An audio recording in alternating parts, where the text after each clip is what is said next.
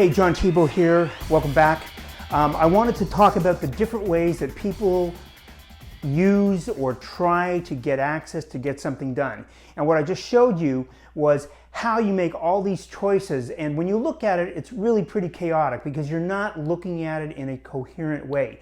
So what I want to do is I want to take the chaos of our choices and put them into some kind of order. So what I did was I assembled all the choices that I had on the board a few minutes ago and then put them into their order in terms of how you might approach getting something done. And I'll talk about that a little bit in a minute as well.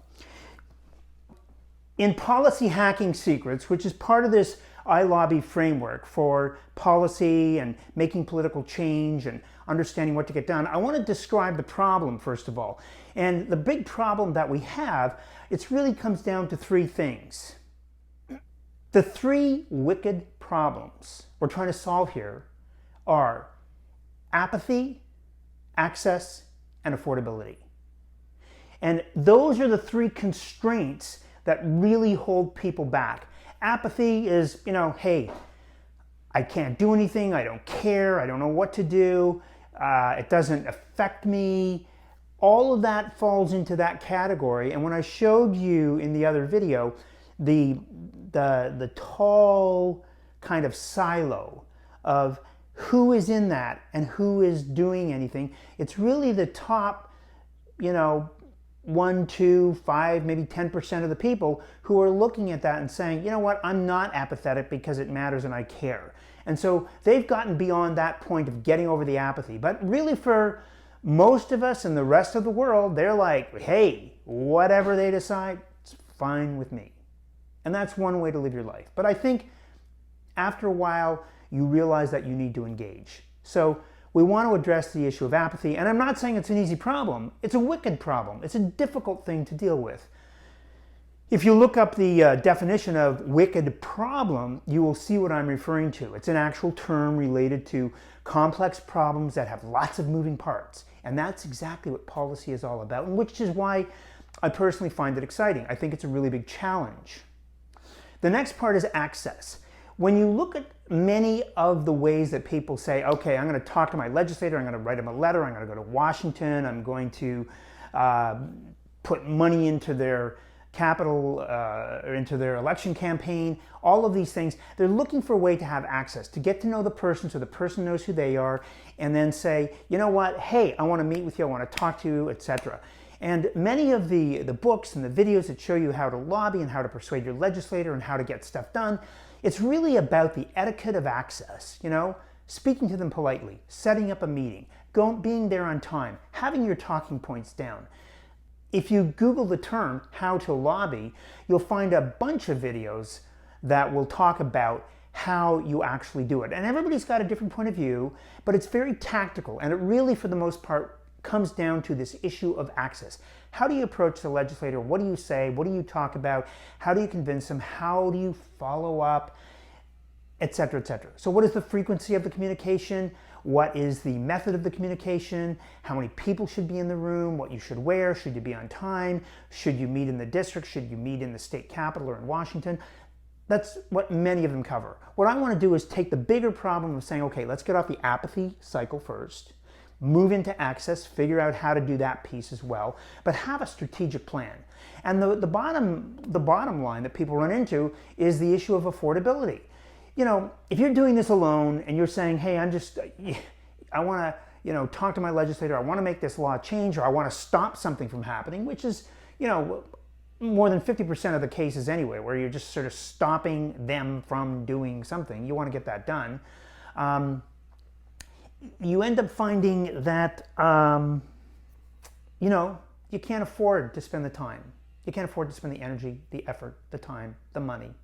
And that's why 95% of the people don't do this. It's too expensive. So I talked about this. Who does this? Well, the people who have money. So who has money? Well, the very wealthy, high net worth individuals, corporations, trade associations, unions, etc. They have the resources, the capital, the money to do it. So the third problem is really one of affordability. How can you afford to get anything done?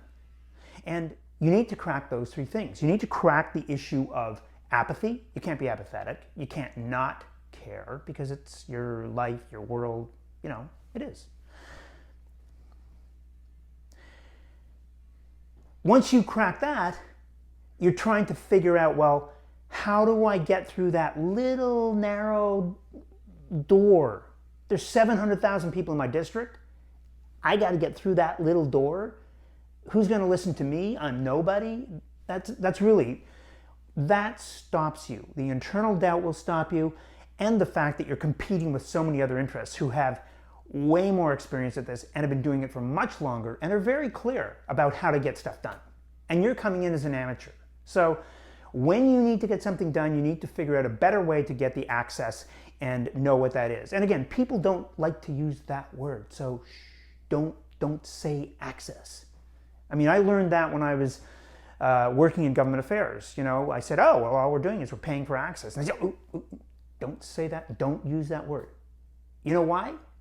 When they tell you not to use a word, that's exactly the truth. So what we were doing was we had access to top politicians, like all the time.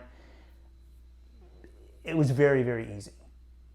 And they listened. And they listened because in that industry, we were important. And finally, affordability. So I'm repeating that, but I just want to stress it that the only way you can afford to do this is either you already fall into the category where you've got the money to be able to make it happen, or you are in a category where you are able to crowdfund this. And that's what we're talking here about at iLobby. I hear my dogs barking. Okay, see, they stop. Isn't that good? They're good. So what I wanted to do was take the chaos that I had in this scramble and show you that in terms of access, here's all your choices of how to do something. And you can do this by saying, okay, I'm gonna sign a petition, or I'm gonna fill in a poll or a survey, I'm gonna write a letter to my congressman, or I'm gonna tell them what to do, or write an editorial, and that'll get the word out.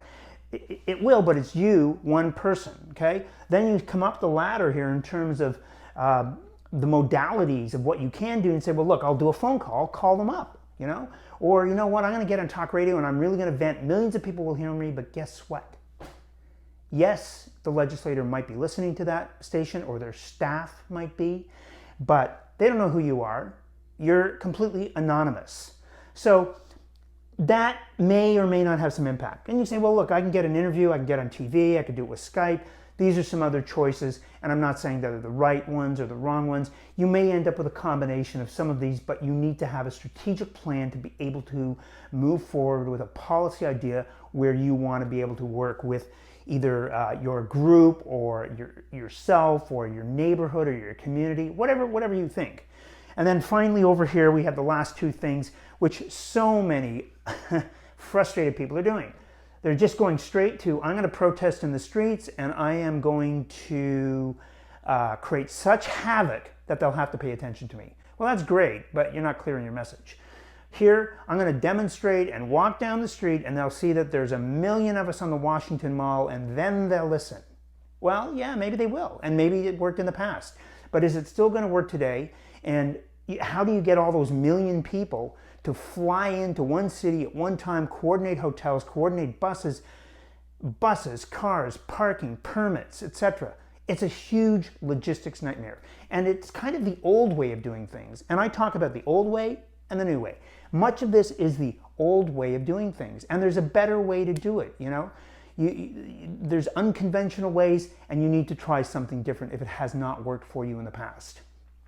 You could say, look, my representative is having a town hall this summer. We're going to go to the town hall. We're going to get 2 minutes to speak. We're going to be limited, but we're going to get up there and we're going to say our piece, and that'll be it. Well, it's helpful. It's one data point among many that the lawmaker will look at. And the same here. Or you can say, look, I'm going to just take it a little further, get a personal meeting.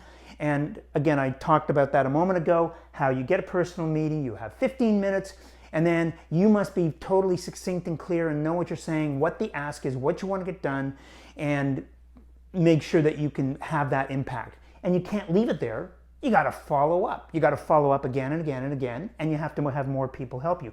And ultimately, you can say, you know what, I don't have the time to do this. I mean, who does, right? So I'm going to hire a government affairs professional, somebody in public affairs, somebody who does this every day, somebody who has proximity to my lawmaker in my state capital or in Washington, and I'm going to hire a lobbyist. Well, guess who's doing this? And I talked about this. The people who are doing it are large corporations, startups that run into regulatory issues, big trade groups, big unions, big money, etc. And you heard the term money. The reason they can do it is they solve that third problem I talked about, which is affordability. They can pay to get the word out. It is like a campaign, and that's really what you need to be aware of. And for 80% of the people, they're sitting over here. Do nothing. Complain to your neighbor, remain silent, disengage, do nothing. So if this doesn't matter to you, if your business doesn't matter to you or your community, then by all means, stay over here, let somebody else decide. But if you have grown up and you're no longer a child and you're saying, you know what, there really is a way to interact with the lawmakers and we have to find a way to do this in an intelligent manner, then you want to continue and not be in that world of chaos that I showed you a few minutes ago. And you want to be in a very orderly world where you are strategically working through the problems that you want to focus on and you want to get something done at the legislative level. And that's it. There you have it.